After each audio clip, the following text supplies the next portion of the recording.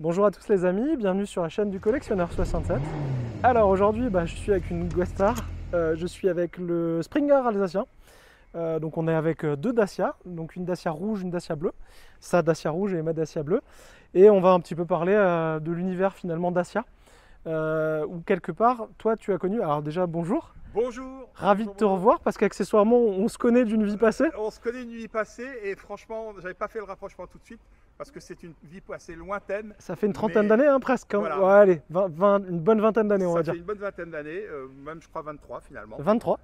Et donc effectivement. Ravi en tout cas de se revoir, ça fait plaisir. Ouais, vraiment, vraiment. Revoir une tête connue. En plus, j'avais gardé de bons souvenirs. Donc, Et le pire, c'est que j'étais connecté sur le Collectionneur 67. J'avais pas tout de suite percuté que je le connaissais. Réellement. Après, je monte pas ma tête et je donne pas mon nom. Donc, forcément. Il préfère rester un petit peu plus. Exactement. Pour le moment. Secret, voilà, c'est son choix. C'est pourquoi je respecte ça, bien sûr. Et moi, ça ne me choque pas. Ça ne me dérange pas. Voilà, donc ça c'est ma voiture.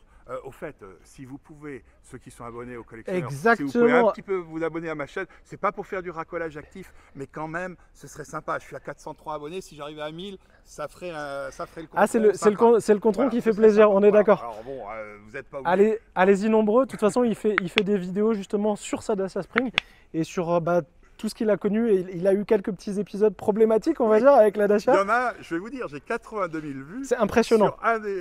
Sur un épisode, enfin sur une vidéo. Non, pas surtout. Mais je vous conseille quand même de la regarder. Je vais vous expliquer comment je me suis fait, entre guillemets, arnaquer par Dacia. Pourquoi je dis entre guillemets? Parce qu'entre-temps, j'ai réussi à obtenir gain de cause. Mais c'était pas facile. Ce qui est bien, c'est qu'on va voir l'histoire du début à la fin. Donc là, on a le... Vous saurez tout. Exactement. Alors, donc la Dacia, elle est ordinaire, la mienne. Elle n'a aucune customisation du style du Collectionneur 67, mais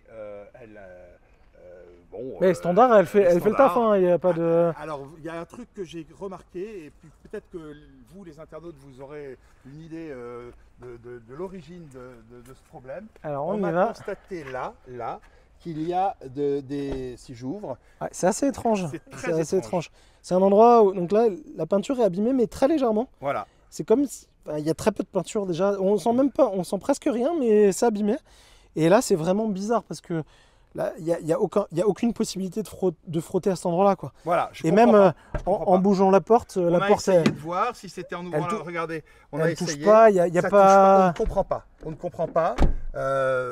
C'est quand même très très bizarre. Vous comprenez, si c'était là, on se dirait ok, j'ai frotté peut-être un mur qui était près de la voiture, mais là, en pas plus, du tout, en entrant, ma femme a dit ouais, mais c'est quand tu rentres dans la voiture, tu frottes. Bah non, je frotte. En plus, testé, les deux, mais avec, c'est vraiment. C'est un truc étonnant. Et c'est à cet endroit-là précisément. Je pense quand. Vous savez quoi, ce que je pense? Peut-être qu'en roulant, il y a des petites déformations. Enfin, ça me paraît énorme, mais non, mais ça peut pas bouger. Hein. Non, ça me paraît bizarre. Non, c'est étrange. Je n'ai pas d'explication. Alors peut-être que quelqu'un peut trouver. Dans les commentaires, si ça vous arrive. Alors, moi, j'ai vu quand même que sur la Spring, je pense effectivement qu'il n'y a pas beaucoup de peinture. Et j'ai vu qu'il y a des personnes, notamment sur le pare-choc avant, où il y a des bouts de peinture qui se décrochent carrément. Je sais pas si tu as vu, mais vraiment des espèces de petites plaques comme ça. Alors peut-être c'est avec des impacts de cailloux, mais j'ai vu des zones comme ça là où il y avait carrément de la peinture qui s'enlevait. Non, bon là c'est sale. Ah non, c'est sale. Là je pense que c'est un moustique, mais enfin un moustique ou quelque chose. Mais carrément des plaques de peinture qui se décrochent. Alors à voir. Ah, je pense à quelque chose. Peut-être que la grêle a joué, parce que vous savez qu'on a eu un épisode de grêle. Alors je ne sais pas si le Collectionneur 67 va réussir à nous filmer, mais peut-être, parce que là on les voit bien et elles ne sont pas encore réparées, elles seront réparées. Alors sur la mienne, j'ai pas encore fait de vidéo pour vous présenter la voiture réparée, mais la mienne elle est nickel. Là elle est vraiment, il n'y a plus aucune bosse. Même chose, même pire, il en a eu 1300, un peu plus de 1300. 1300, moi j'en ai juste impressionnant. je crois. 1300 et maintenant la voiture. Elle est comme neuve, hein. C'est incroyable, c'est incroyable. Ouais, c'est des artistes. Là j'ai la vidéo qui paraît cette semaine accessoirement, enfin du coup vous l'aurez avant cette vidéo, mais j'ai la vidéo qui va paraître cette semaine sur la réparation. Ouais. Donc, et sur le garage qui a réparé, j'ai fait un petit tuto en fait, enfin un tuto, j'ai fait un reportage chez eux, donc vous allez pouvoir le voir sur ma chaîne. Très intéressant. Mais là effectivement toi il y a encore du travail sur ton capot. Le capot c'est assez impressionnant, hein. Là je vous mets juste... le doigt là, si à cet endroit-là, il y en a parce qu'à l'image, on n'arrive pas toujours. Ouais, il y en a quand même des. Honnêtement, il y en a quand même des belles. Hein. Là, j'en mets quelques-unes, mais ouais, elle a bien pris aussi. Hein. Nous, en tout cas, avec nos yeux, on les voit très bien. Exactement. C'est aussi parce qu'on a deux yeux et qu'on a la stéréoscopie.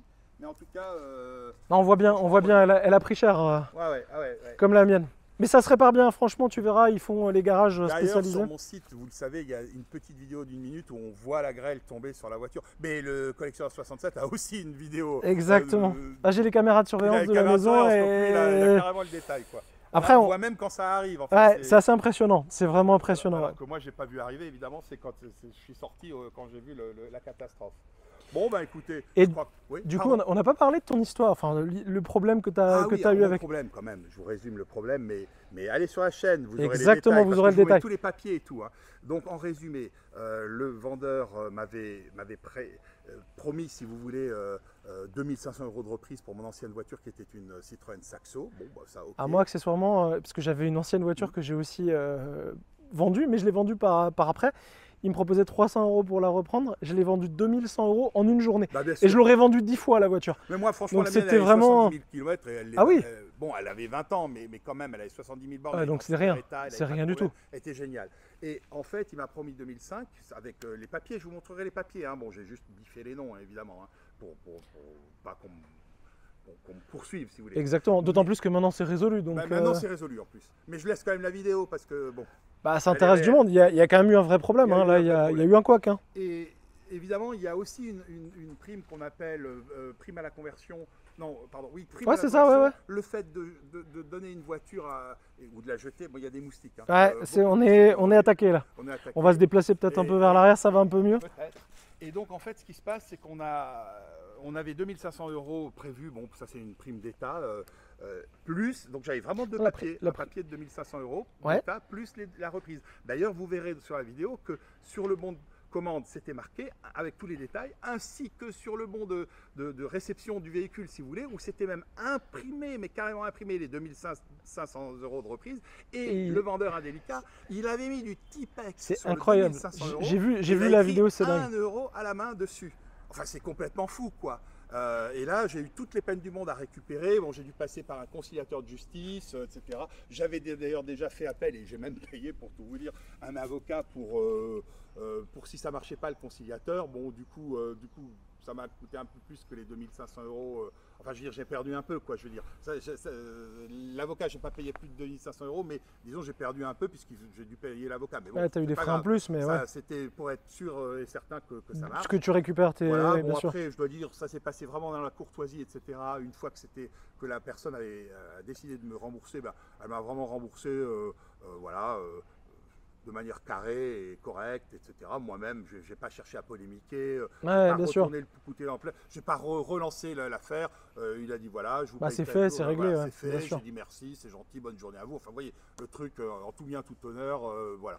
Eh bien, bon, je pense qu'on va s'en tenir là pour aujourd'hui. Exactement. S'il vous plaît, allez sur ma chaîne. Exactement. Je vous mettrai le lien de toute façon en description. Jaloux du collectionneur. Lui, il a dépassé les 1000 et moi, je suis à 403. Ah, ça va arriver. J'espère, hein, quand vous regarderez, j'espère que ça marchera. Allez-y, pensez à vous abonner sur sa chaîne. Abonnez-vous à la mienne également, bien sûr, pour ceux qui ne le sont pas. Abonnez-vous au collectionneur, évidemment. Donc, merci à tous et merci beaucoup pour cette vidéo. Et à très bientôt. Et merci au collectionneur de m'avoir invité. Au revoir. Au revoir.